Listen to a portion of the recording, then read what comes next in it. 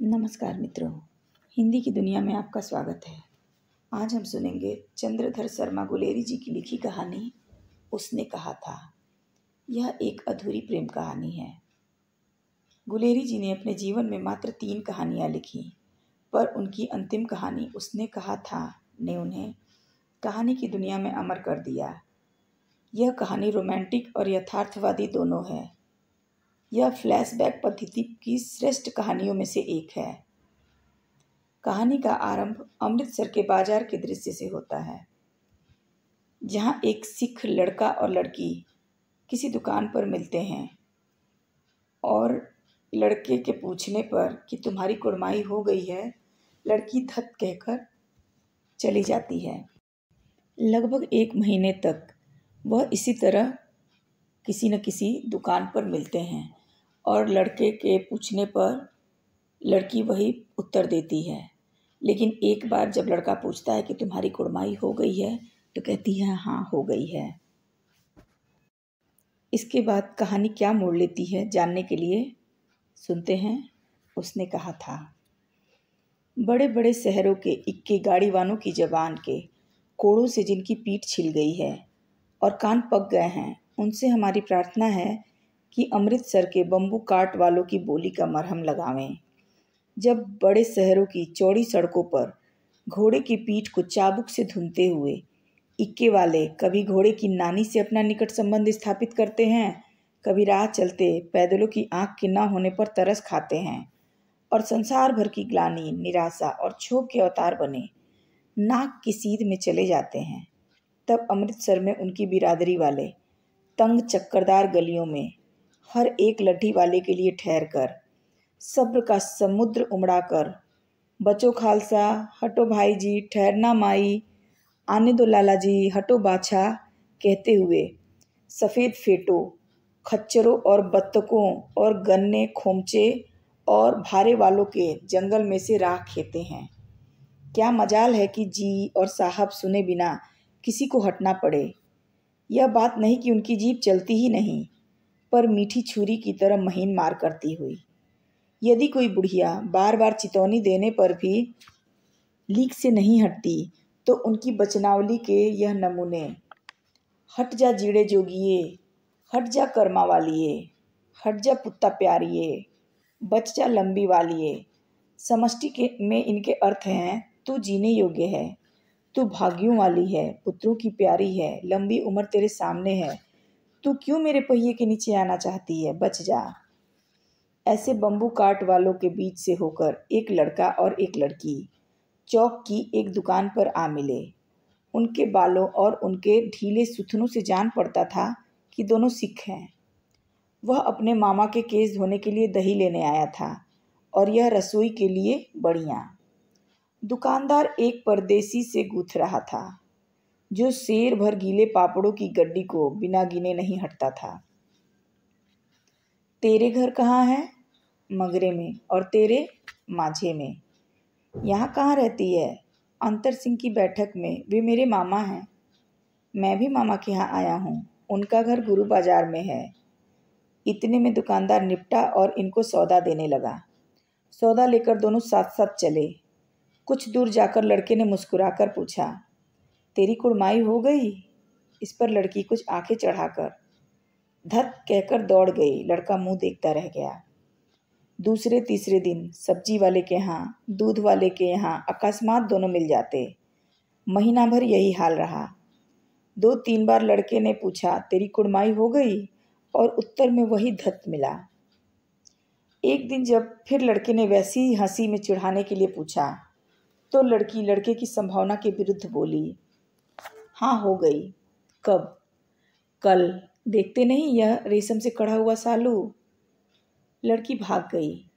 लड़के ने घर की राह ली। रास्ते में एक लड़के को मोरी में ढकेल दिया। एक छाबड़ी वाले की दिन भर की कमाई खोई। एक कुत्ते पर पत्थर और एक गोभी वाले के ठेले में दूध उड़ेल दिया। सामने नहाकर आती हुई किसी वैष्णवी से टकराकर अंधे की उपाधि पाई, तब कहीं घर पहुंचा। राम राम, यह भी कोई लड़ाई है? दिन रात खंदकों में बैठे हड्डियां अकड़ गई। लुधियाना से 10 गुना ज़्यादा जाड़ा और मेह और बर्फ़ ऊपर से। पिंडलियों तक कीचड़ में धंसे हुए हैं। गनीम कहीं दिखता नहीं। घंटे 2 घंटे में कान के पर्दे फाड़ने वाले धमाके के साथ सारी खंदक हिल जाती है और 100-100 गज धरती उछल पड़ती है। इस गैबी गोले से बचे तो कहीं लड़े। नगरकोट का जलजला सुना था। यहाँ दिन में 25 जलजले होते हैं।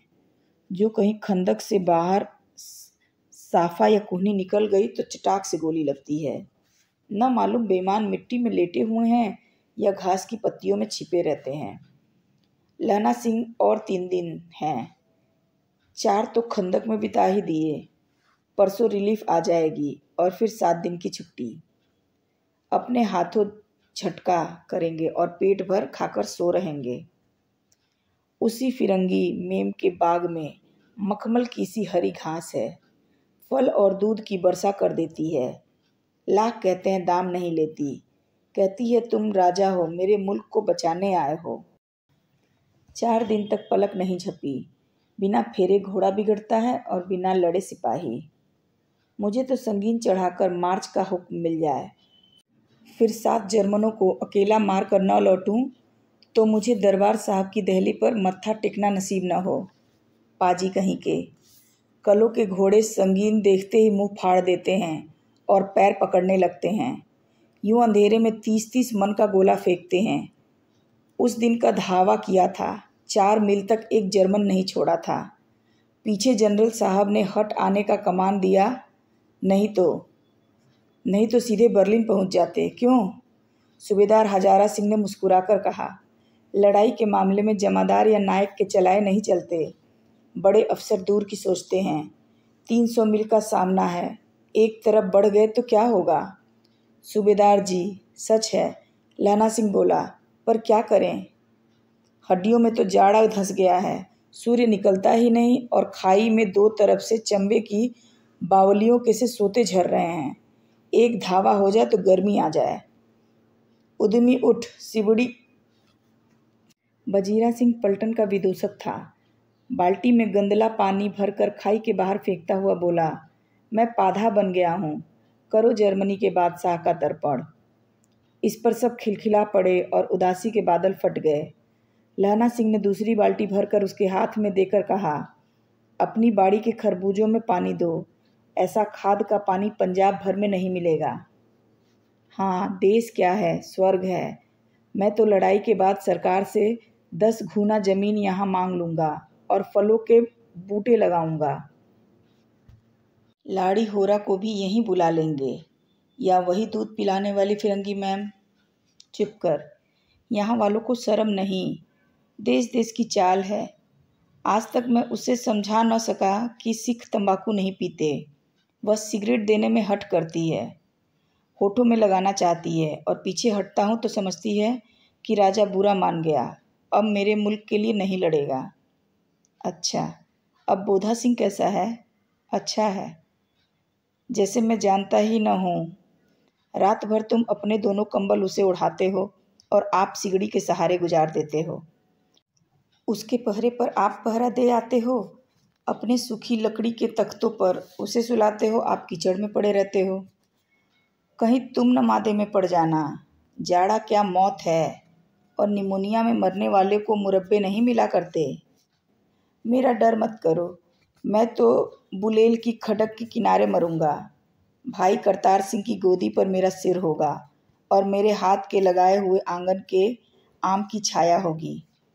बजीरा सिंह ने त्योरी चढ़ाकर कहा, क्या मरने मारने की बात लगाई है? मरे जर्मनी और तुर्क।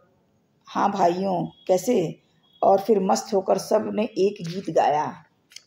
कौन जानता था कि दाढ़ियों वाले घरबारी सिख ऐसा लुच्चों का गीत भी गाएंगे। पर सारी खंदक उस गीत से गूंज उठी और सिपाही फिर ताज़ा हो गए, मानो 4 दिन में सोते और मौज ही करते रहे हों। दोपहर रात गई। अंधेरा है, सन्नाटा छाया हुआ। बोधा सिंह खाली बिस्कुटों के 3 टीनों पर अपने दोनों कंबल बिछाकर, लहना के 2 कंबल और बरान कोट ओढ़कर सो रहा है। लहना सिंह पहरे पर खड़ा हुआ है। एक आँख खाई के मुंह पर और एक बोधा सिंह के दुबले शरीर पर। बोधा सिंह कराहा, क्यों बोधा भाई, क्या है? पानी पिला दो। लहना सिंह ने कटोरा उसके मुंह से लगाकर पूछा। कहो कैसे हो? पानी पीकर बोधा बोला। कपनी छूट रही है, रोम रोम में तार दौड़ रहे हैं, दांत बज रहे हैं। अच्छा मेरी जर्सी पहन लो। और तुम? मेरे पास सिगड़ी है और मुझे गर्मी लगती है, पसीना आ रहा है। ना मैं नहीं पहनता, 4 दिन से तुम मेरे लिए। हाँ याद आई, मेरे पास दूसरी गर्म जर्सी है, आज सवेरे ही आई है, बिलायत से मेमे बुन बुन कर भेज रही हैं, गुरु उनका भला करे। यूँ कहकर लहना अपना कोट उतार कर जर्सी उतारने लगा। सच कहते हो और नहीं झूठ? यूँ कहकर नाही करते बोधा को उसने जबरदस्ती जर्सी पहना दी और आप खाकी कोट और जीन का कुर्ता पहनकर पहरे पर आ खड़ा हुआ। मेम की जर्सी की कथा केवल कथा थी। आधा घंटा बीता। इतने में खाई के मुंह से आवाज़ आई, सूबेदार हजारा सिंह। कौन? लप्टन साहब। हुकुम हुजूर। कहकर सूबेदार तनकर फौजी सलाम करके सामने हुआ। देखो इसी समय धावा करना होगा। मील भर की दूरी पर पूरब के कोने में एक जर्मन खाई है, उसमें 50 से ज़्यादा जर्मन नहीं हैं। इन पेड़ों के नीचे नीचे 2 खेत काट कर रास्ता है, 3-4 घुमाव हैं, जहाँ मोड़ है वहीं 15 जवान खड़े करके आया हूँ। तुम यहाँ से 10 आदमी छोड़कर सबको साथ ले उनसे जा मिलो। खंदक छीन कर वहीं जब तक दूसरा हुक्म न मिले डटे रहो, हम यहाँ रहेगा। जो हुक्म। चुपचाप सब तैयार हो गए। बोधा भी कंबल उतार कर चलने लगा। तब लहना सिंह ने उसे रोका। लहना सिंह आगे हुआ तो बोधा के बाप सूबेदार ने उंगली से बोधा की ओर इशारा किया। लहना सिंह समझकर चुप हो गया। पीछे 10 आदमी कौन रहे, इस पर बड़ी हुज्जत हुई। कौन रहना न चाहता था। समझा बुझाकर सूबेदार ने मार्च किया। लेफ्टिनेंट साहब लहना की सिगड़ी के पास मुंह फेर कर खड़े हो गए और जेब से सिगरेट निकालकर सुलगाने लगे। 10 मिनट बाद उन्होंने लहना की ओर हाथ बढ़ाकर कहा, लो तुम भी पियो। पलक मारते मारते लहना सिंह समझ गया। मुंह का भाव छिपाकर बोला, लाओ साहब। हाथ आगे करते ही उसने सिगड़ी के उजाले में साहब का मुंह देखा, बाल देखे, तब उसका माथा ठनका। लेफ्टिनेंट साहब के पट्टियों वाले बाल एक दिन में कहाँ उड़ गए और उनकी जगह कैदियों से कटे हुए बाल कहाँ आ गए? शायद साहब शराब पिए हुए हैं और बाल कटवाने का मौका मिल गया। लहना सिंह ने जांचना चाहा। लेफ्टिनेंट साहब 5 वर्ष से उनकी रेजिमेंट में थे। क्यों साहब, हम लोग हिंदुस्तान कब जाएंगे? लड़ाई खत्म होने पर। क्यों, क्या यह देश पसंद नहीं? नहीं साहब, शिकार के वे मज़े यहाँ कहाँ। याद है पर साल नकली लड़ाई के पीछे हम आप जगाधारी ज़िले में शिकार खेलने गए थे। हाँ हाँ वहीं, जब आप खोते पर सवार थे और आपका खानसामा अब्दुल्ला रास्ते में एक मंदिर में जल चढ़ाने को रह गया था। बेशक पाजी कहीं का। सामने से वह नीलगाय निकली कि ऐसी बड़ी मैंने कभी न देखी, और आपकी एक गोली कंधे में लगी और पुट्ठे से निकली। ऐसे अफसर के साथ शिकार खेलने में मज़ा है। क्यों साहब? शिमले से तैयार होकर उस नीलगाय का सिर आ गया था ना। आपने कहा था कि रेजिमेंट की मेस में लगवाएंगे। हाँ, पर मैंने वह विलायत भेज दिया। ऐसे बड़े बड़े सींग, 2 फुट के तो होंगे ही। हाँ, लहना सिंह 2 फुट 4 इंच के थे। तुमने सिगरेट नहीं पिया? पीता हूँ साहब, दिया सलाई ले आता हूँ, कहकर लहना सिंह खदंक में घुसा। अब उसे संदेह नहीं रहा। उसने झटपट निश्चय कर लिया कि क्या करना चाहिए। अंधेरे में किसी सोने वाले से वह टकराया। कौन? बजीरा सिंह? हाँ, क्यों लहना सिंह, क्या कयामत आ गई? जरा तो आंख लगने दी होती। होश में आओ। कयामत आई और लेफ्टिनेंट साहब की वर्दी पहन कर आई है। क्या? लेफ्टिनेंट साहब या तो मारे गए हैं या कैद हो गए हैं। उनकी वर्दी पहनकर यह कोई जर्मन आया है। सूबेदार ने उनका मुंह नहीं देखा। मैंने देखा और बातें की। सोहरा साफ उर्दू बोलता है, पर किताबी उर्दू, और मुझे पीने को सिगरेट दिया। तो अब मारे गए। धोखा है। सूबेदार हो रहा कीचड़ में चक्कर काटते फिरेंगे और यहाँ खाई पर धावा होगा, उधर उन पर खुले में धावा होगा। उठो, एक काम करो, पलटन के पैरों के निशान देखते देखते दौड़ जाओ, अभी दूर न गए होंगे। सूबेदार से कहो कि एकदम लौट आवें। खंदक की बात झूठ है, चले जाओ। खंदक के पीछे से निकल जाओ, पत्ता तक न खड़के, देर मत करो। हुक्म तो यह है कि यहीं ऐसी तैसी हुक्म की। मेरा हुक्म, जमादार लहना सिंह जो इस वक्त यहाँ सबसे बड़ा अफसर है, उसका हुक्म है। मैं लेफ्टिनेंट साहब की खबर लेता हूँ, पर यहाँ पर तो तुम 8 ही हो। 8 नहीं 10 लाख। एक एक अकालिया सिख 1.25 लाख के बराबर होता है। चले जाओ। लौटकर खाई के मुहाने पर लहना सिंह दीवार से चिपक गया। उसने देखा कि लेफ्टिनेंट साहब ने जेब से बेल के बराबर 3 गोले निकाले। तीनों को जगह जगह खंदक की दीवारों में घुसेड़ दिया और तीनों में एक तार सा बांध दिया। तार के आगे सूत की गुत्थी थी, जैसे सिगड़ी के पास रखा। बाहर की तरफ जाकर एक दियसलाई जलाकर गुत्थी पर रखने, बिजली की तरह दोनों हाथों से उल्टी बंदूक को उठाकर लहना सिंह ने साहब की कुहनी पर तान कर दे मारा। धमाके के साथ साहब के हाथ में दियसलाई गिर पड़ी। लहना सिंह ने एक कुंदा साहब की गर्दन पर मारा और साहब की आंख मीन गॉड कहते हुए चित हो गए। लहना सिंह ने तीनों गोले बीनकर खंदक के बाहर फेंके और साहब को घसीटकर सिगड़ी के पास लिटाया। जेबों की तलाशी ली, 3-4 लिफाफे और एक डायरी निकालकर उन्हें अपनी जेब के हवाले किया। साहब की मूर्छा हटी। लहना सिंह बोला, क्यों लेफ्टिनेंट साहब, मिजाज कैसा है? आज मैंने बहुत बातें सीखी। यह सीखा कि जगाधारी के ज़िले में नीलगायें होती हैं और उनके 2 फुट 4 इंच के सींग होते हैं। यह सीखा कि मुसलमान खानसामा मूर्तियों पर जल चढ़ाते हैं और लेफ्टिनेंट साहब खोते पर चढ़ते हैं। पर यह तो कहो, ऐसी साफ उर्दू कहाँ से सीखा है? हमारे लेफ्टिनेंट साहब तो बिना डैम के 5 लफ्ज भी नहीं बोला करते। लहना ने पतलून की जेबों की तलाशी नहीं ली थी। साहब ने मानो जाड़े से बचने के लिए दोनों हाथ जेब में डाले। लहना सिंह कहता गया, चालाक तो बड़े हो, पर माझे का लहना इतने बरस लेफ्टिनेंट साहब के साथ रहा। उसे चकमा देने के लिए 4 आंखें चाहिए।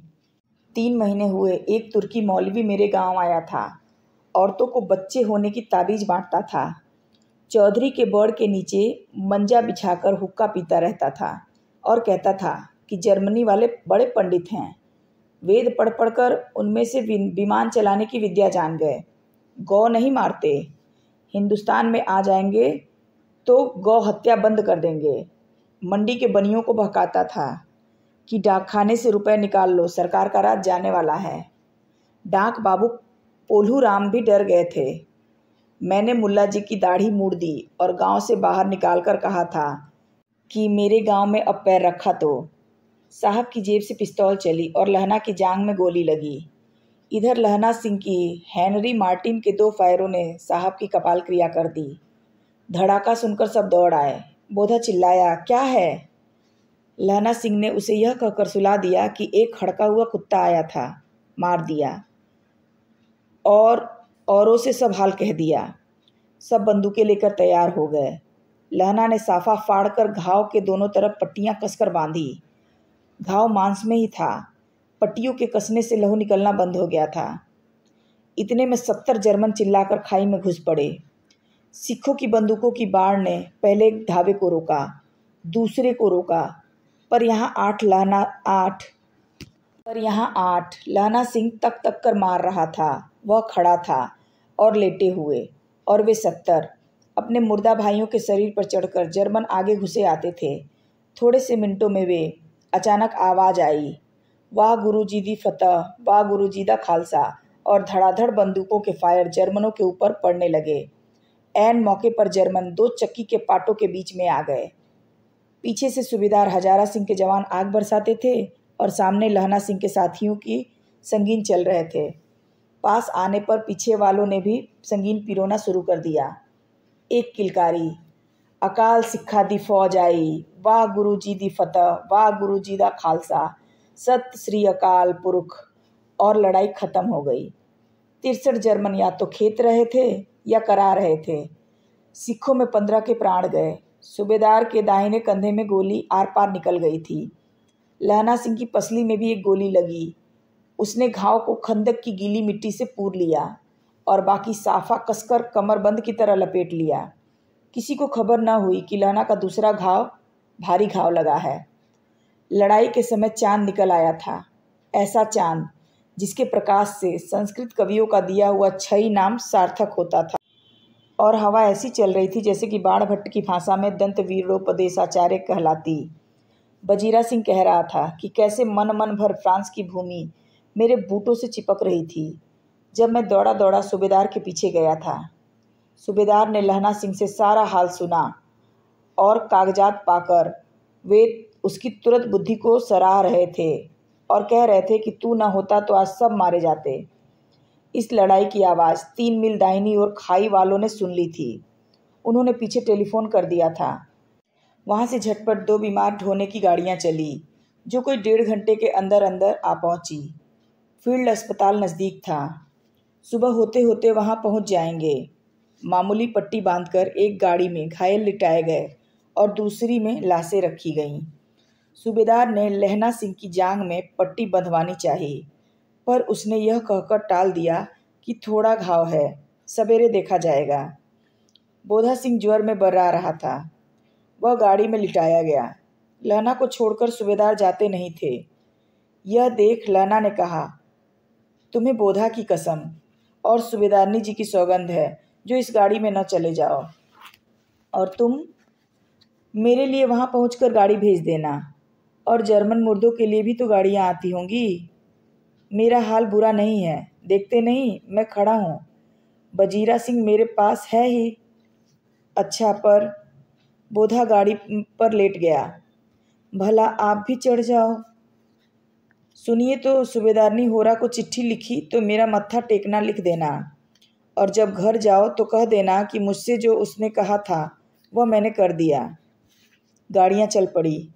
सूबेदार ने चढ़ते चढ़ते लहना का हाथ पकड़कर कहा, तैने मेरे बोधा के प्राण बचाए हैं, लिखना कैसा? साथ ही घर चलेंगे।